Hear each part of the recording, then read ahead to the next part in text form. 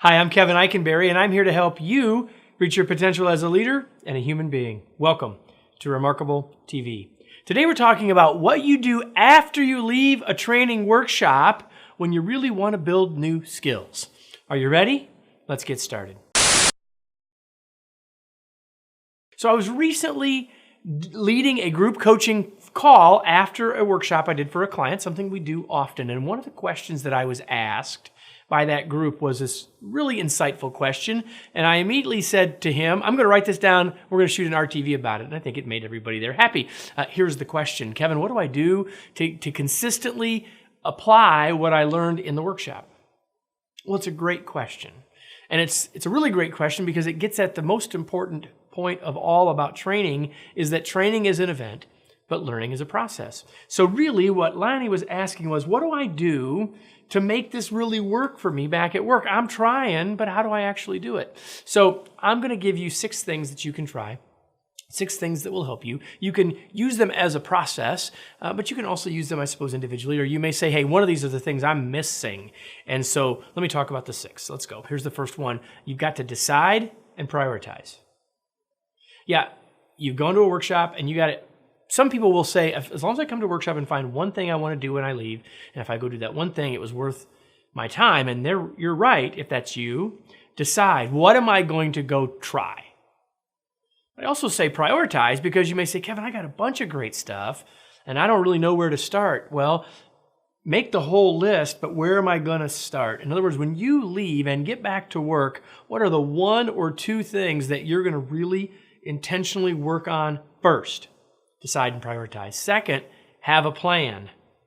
Making the list, highlighting the list, prioritizing the list is great. What you really got to do, though, is you've got to have a plan. Okay, this is what I want to work on. Here's when I'm going to try it. I'm going to try that skill in this meeting and this meeting and this meeting.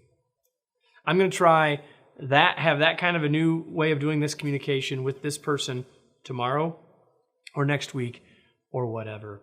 I'm going to try this set of skills in these situations. Have a plan. Third, and this is, I think, the one that really connected for the person who asked the question, which is be patient. Have you ever tried, forget training for a second, have you ever tried to change a habit? How'd that go? Like, it's hard, right? So you've gone to training, and let's say it's system training. You've been doing this procedure a certain way for a long time. It's like second nature. It's a habit. And now you want to do it, or you're being asked to do it a new way, and you don't always get it right. You don't get it right the first time or the second time, or you do it right 4 or 5 times in a row and then you backslide.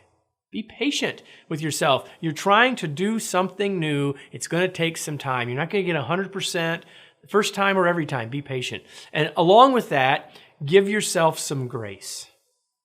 It's okay, right? You're earnestly working to get better. You're making progress. You're not shooting 100% yet, but even the best free throw shooters don't shoot 100%. And trust me, they've practiced a lot more times doing that than you have with whatever this skill is. Give yourself some grace while you're being patient with yourself. Number 5, get some feedback. Don't just rely on yourself in terms of how you're doing. Ask others, how am I doing? I'm trying to be a better listener. How am I doing? Can you give me some feedback on this? Now, as an aside, if you're a leader and you want to get you want to really amplify this process, go ask people up front that here's what I'm going to work on, so that they can give you feedback along the way. And that is another way to hold yourself accountable. There's like a bonus tip. But get yourself some feedback. Find out from others how you're doing. Maybe you're not as inconsistent as you think. And then lastly, keep going. If you're going to be patient, listen, if this thing that you've decided you want to work on, this thing you've come back from training wanting to get better at, is worth your time, then it's worth keeping at it. Be persistent. Be patient and be persistent. Keep going. Keep at it. You'll get better. Always happens, right? When we practice things in the right way, we get better. Our muscle memory changes, our habits change, and we get better. And that's how you build skills after you go to training. How about that? Let's close with today's tweet. The most important part of any workshop is the decision you make to change when you get back to work. Listen, if you enjoyed this episode as much as I enjoyed recording it for you, then I hope you'll want to get some more.